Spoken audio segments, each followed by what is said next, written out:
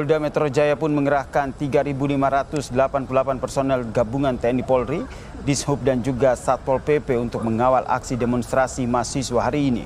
Selain pengamanan, Polda Metro Jaya juga melakukan pengaturan lalu lintas dan rekayasa arus di sejumlah ruas jalan secara situasional.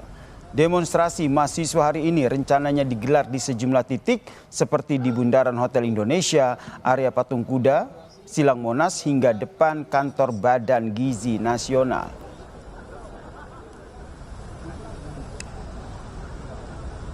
Polda Metro Jaya dan Kodam Jaya menerjunkan personil sebanyak 3.588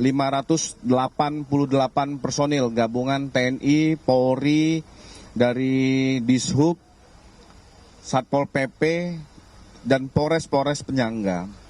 Penyampaian aspirasi dari rekan-rekan mahasiswa harus dapat tersampaikan dengan aman dan damai. Ini harus sama-sama dikawal oleh seluruh personil gabungan dalam proses pelayanan pengamanan.